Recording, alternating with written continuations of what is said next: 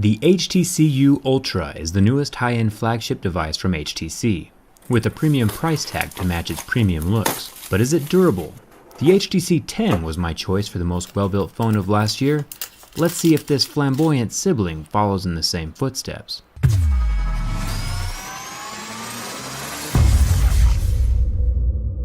The scratch test is first. I pre-ordered the normal HTC U with Gorilla Glass 5 covering the screen. HTC did promise the USA a Sapphire variant of this phone, with real sapphire covering the screen later this year. It'll be interesting to see if this actually happens, or if it was just some kind of marketing to help promote the phone at launch. Sapphire crystal is very difficult to manufacture, so I won't be surprised if the sapphire version never shows up. You can see that this Gorilla Glass 5 scratches at a level 6. Real sapphire would resist scratching until a level 8 or 9. If HTC does release a sapphire screened variant of this phone in the United States, I'll be here to check the scratch resistance of that as well. The fingerprint scanner pad is covered in a slick rubberish plastic layer that will not scratch easy during normal use, but my razor blade does leave a mark. iPhones and the Nokia 6 I tested a few days ago do have scratch-proof fingerprint scanners, so they do exist. Luckily for the Ultra though, it still functions even with the extra damage. The front-facing 16 megapixel camera is protected by that same front screen glass, so no worries about scratching here. HTC was one of the few companies to use plastic on their camera lenses back with the HTC M9, so I'm glad they stopped doing that. The abnormally small earpiece slot feels like it's made out of that same lightweight fabric that the Nokia 6 had in it. But unlike the Nokia 6, the fabric does not come out when pulled. It would have been nice if they tossed some larger speakers in there though. It does seem like they have the room.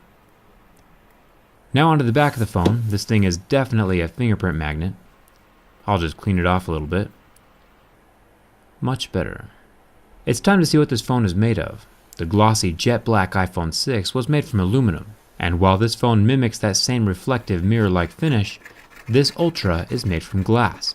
So my razor blade doesn't leave any marks on the back panel, nor does my razor affect the logos, so those won't be wearing off at all either. The rear 12 megapixel camera is scratch proof as well, and yes, there are less megapixels on the back camera than there are on the front. Weird, I know, but HTC has always done weird things with their camera megapixels.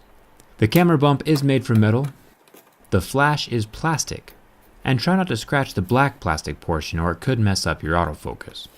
I always have a few comments on every video wondering what happens if I take a level 9 pick to the glass of a phone. Remember, a level 9 pick is one step below a diamond. So let me tell you a story about a little guy that lives in a blue world.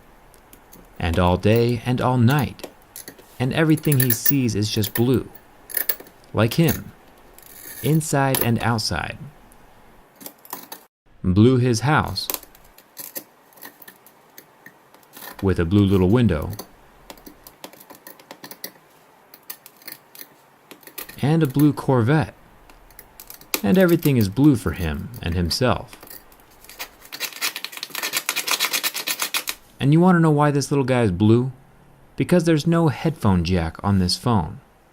On this supermassive, thick device, HTC did not want to scrounge together the extra pennies it takes to add a 3.5mm headphone jack to the exterior. And that decision alone helps plop this device in the list of phones that I will not be using as a daily driver. Someday the time will come for no headphone jacks, but today is not that day. Let me know in the comments, would you buy a phone with no headphone jack? Maybe I'm alone in my decision. If we move to the frame of the phone, the top is definitely made from metal, and we can follow the metal sides all the way down to the base of the phone near the USB-C charging port. They stick with the metal theme down here as well, so at least all the materials are premium all the way around the device. Even the volume and power buttons are metal. The 5.7-inch 1440p IPS LCD lasted about 10 seconds under the heat from my lighter. I'm positive that this test someday will be relevant at some point, but until then we can just appreciate that the IPS pixels recover completely from the flame. And now the bin test. Remember, the HTC 10 was the winner of my Smartphone Durability Award last year. I can tell right away though that the Ultra is not going to follow that same rigid path. The Ultra has more relation to the soft iPhone 6s. It's important to note that the back glass would not be cracking right now. The only reason it is cracking is because I directly introduced the flaws by scoring the glass with my level 9 pick.